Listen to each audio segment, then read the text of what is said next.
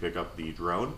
I walked in, dropped off the little form that the FedEx person gave me, and they went in back to go retrieve the drone.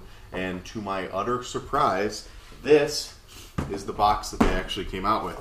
So you can see obviously how small this is. There's a dollar bill for comparison. You know, much smaller than I anticipated. I was actually, you know, even said to the woman, I was like, "Wow, that's a drone in there." She's like, "I thought they were much bigger."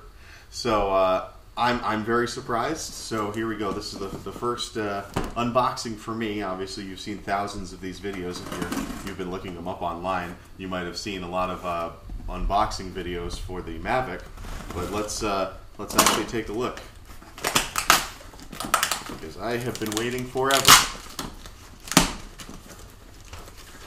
Right out of Shenzhen, China. Alright. So we got a packing list. Yep, Mavic Pro. That's what it's supposed to be. Alright, we're already off on a good foot. Alright. So, once again, very little box. Very excited just to see how small this is really going to be. Is it going to be as small as people claim? It'd be nice if I could open this. That really helps. So once again, more tape. Spared no expense taping this. All right. So if we can bring the camera over here, bring it right here. It's probably the best way. So what we have here is the controller. You can see right there, palm of your hand. Looks like the antennas. That's there we go. Just like a little clip. They snap together. It looks like. So there's the little antennas that flip up and out.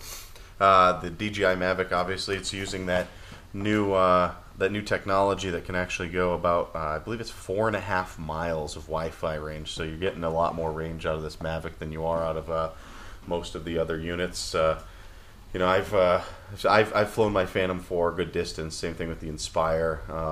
I have a Matrice 600 that I've flown that had a modified antenna, so it was able to have some signal boost.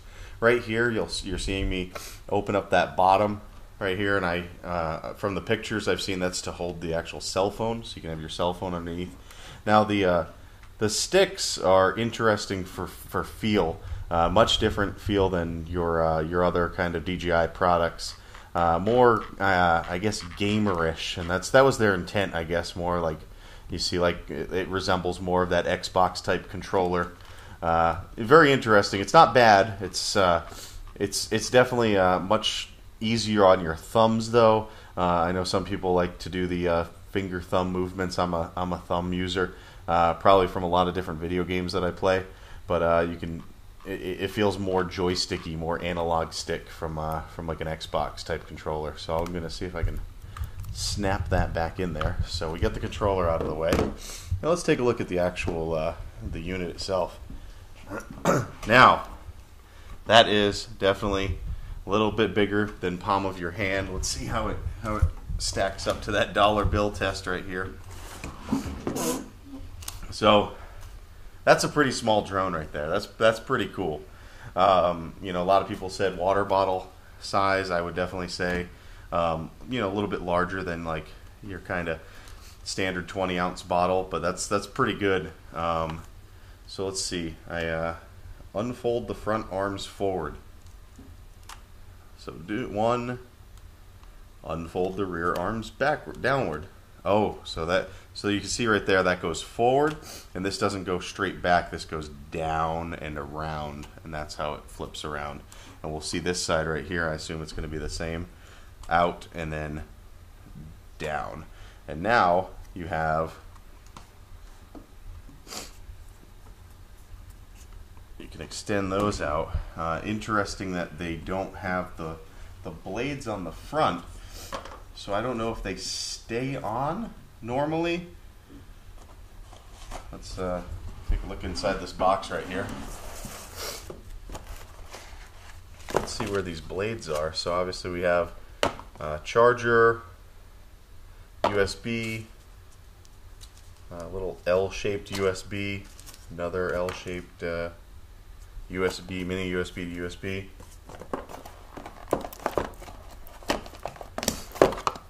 The actual charger unit. So where are the front blades? And here they are underneath. Okay, so we have obviously, let's see if they have color codes. Right, there's white. Let's see if these are the yellows possibly, or if they're all the same. Well, that's interesting. A little bit different than what I was expecting. I might have to actually read the instruction manual to make sure, because normally you have clockwise rotation and counterclockwise rotation. Those look the same to me. Alright, so those are opposite. That is an opposite rotation. That's the same right there. So I would assume that they would go it would be the same as there. Don't worry, before any flight I'm going to go and oh, there we go. That's interesting. So it's a little bit different than your normal snap-ons. Normally you push and twist. This one, you hold the motor and you still do that push and twist. It just has a really kind of interesting feel. So now we have our fully extended drone. Now let's see, turn on off the power. Okay, let's go ahead and peel this off.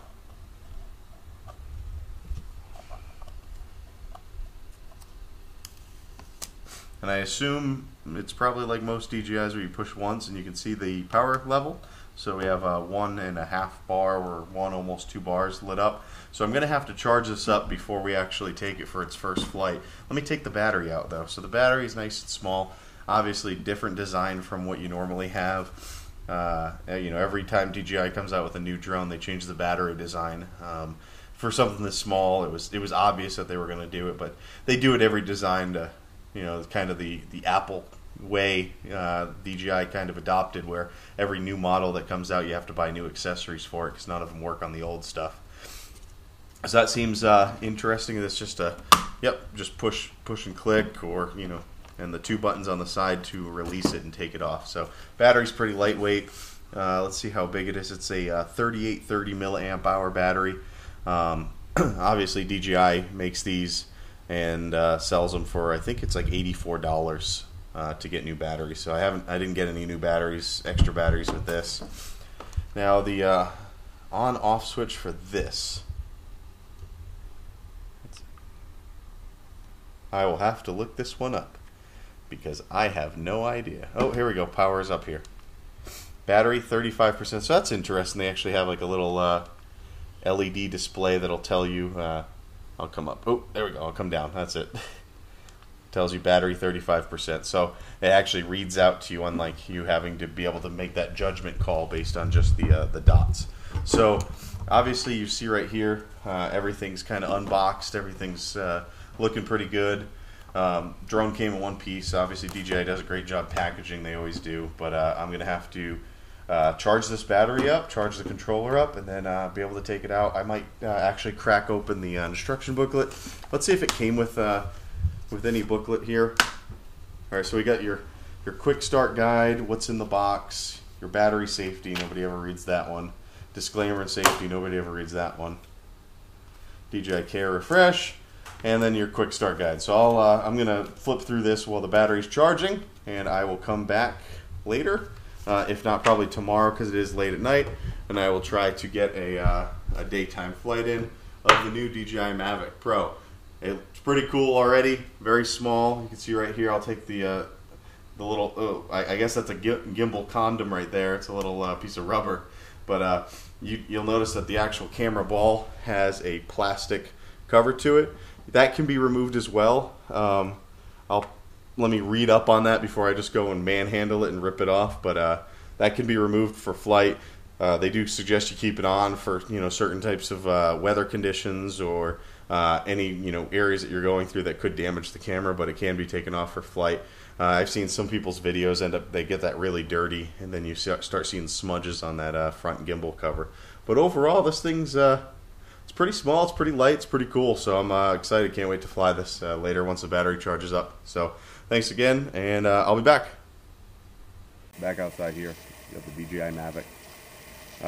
You know, I've looked through the startup guide, didn't find too much in the quick start guide. Obviously there's different modes, haven't figured those out yet. I'll look at them in a little bit.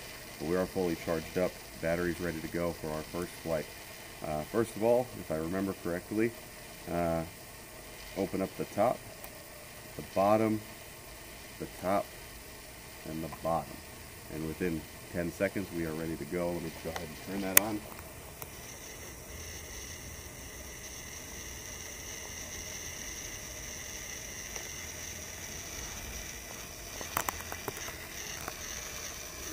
Now, I haven't researched whether I need to actually open up the blades or not yet. I don't know if they'll open up on their own when you spin it up, but I'll find that out later. But for all intents and purposes, I opened them up now. Now I'll go back to the actual controller. And once again, open. What I did notice when I was looking at the controller is there are multiple wires that this thing comes with for different connectors. Right now I have the lightning connector on there because I'll be using an iPhone. But there are multiple connectors, I think 3 or 4 different connectors that the system itself comes with. And you can see I just plug it in, clamp that around, press and hold, just like normal DJI, it's going to connect.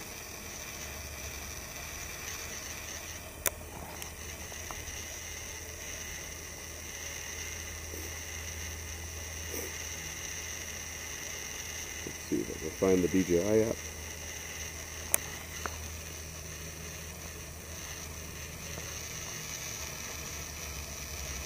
Yep.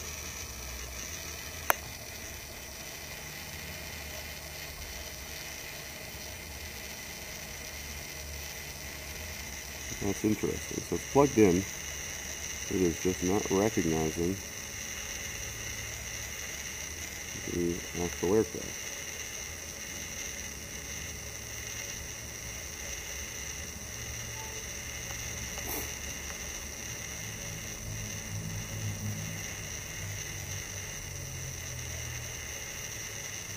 And the reason why it might not be the most up-to-date actual app. So let me see if I have the most up-to-date app on here.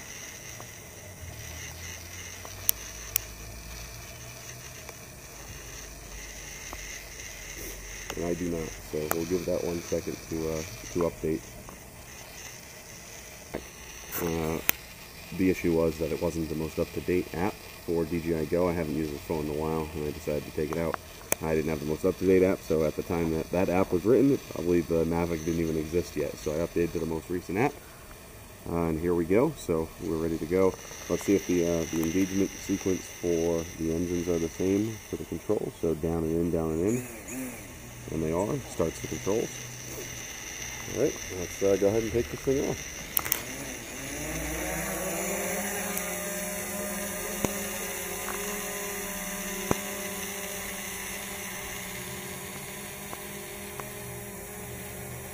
This thing is pretty smooth. Turn around on the back. It's a little zippy too. That's quick. So we'll bring it back over here. Give it a little yaw. Let's turn it up. You can see right here. You can see it on the screen. The image actually does look very nice. I know there's a lot of complaints in the beginning that the image was not as clear as other cameras. It is obviously 4K resolution for video, 12 megapixel still camera, but the big thing is that the focus, you can actually tap to focus in different areas where a lot of people aren't familiar with that from like the Phantom series where you wouldn't be able to do that. But this allows you to actually change your focus level. So that was, a lot of people were complaining of soft images and stuff like that. So let's take this thing up. Bye-bye.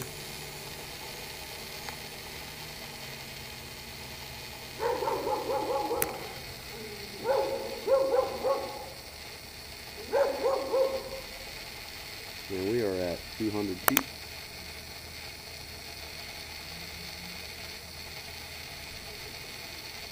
300 feet. A little bit more difficult to see than your Phantom and Inspire, and even in the Creep, obviously. Much smaller. Still see it in the sky though, so it's not bad. Line of sight is definitely not an issue. I'm 300 feet away and 300 feet in the air.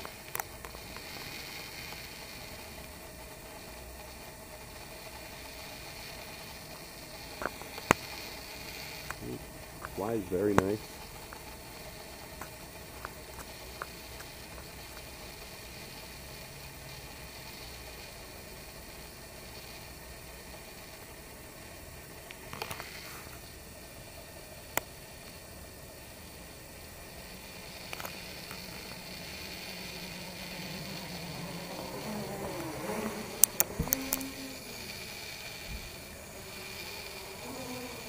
Responsiveness was not as great. I was actually worried about those power lines a little bit. It was definitely picking up some speed though.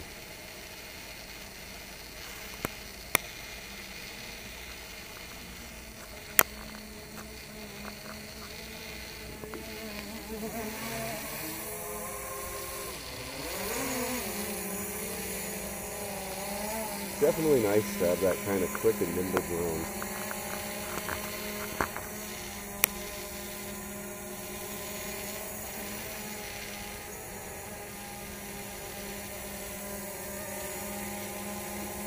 You'll also see here, turn this around, down here on the actual app, you have a couple different smart modes. I haven't experimented with them obviously, as this is the first flight. A gesture mode, that's where you can actually gesture for the camera to take an auto picture with you, or of you. Active tracks is very similar to the other active tracks that you had on the previous Phantom 4 and the new Inspire.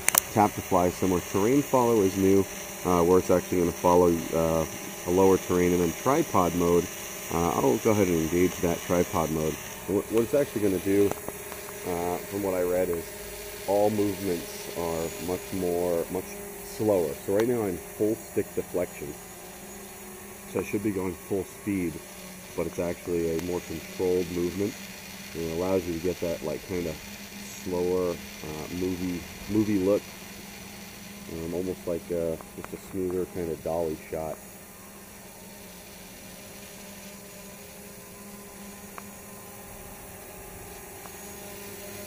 And that is full stick deflection. So I'll go ahead and shut that off, and you'll see the equivalent of that coming back. So it's off right now, and I'll go full stick, and you can see the much more responsiveness in that. Alright, well, so far, so good. And then I think we also have point of interest, waypoint, follow me mode, home lock, and course lock. Very similar to the other DJI functionality. So tripod and terrain follow was a big function right there. I don't want to do it, but I at least want to see some of the responsiveness of pushing forward at something, see if it notices.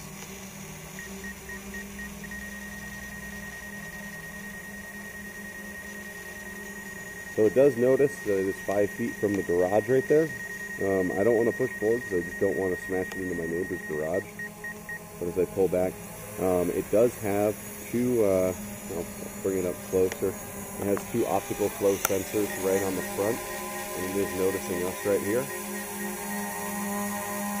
It has two optical flow sensors on the front to be able to tell what's in front of it, and I'll actually bring it up, see if we can get a shot just underneath it. And you'll actually see the two optical flow sensors underneath, and it also has a sonar sensor to be able to tell how high above it is.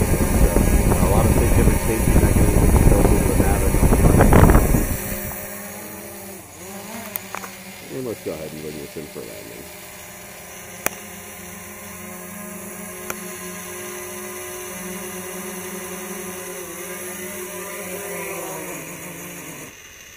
Alright, looks good. So first test was a success.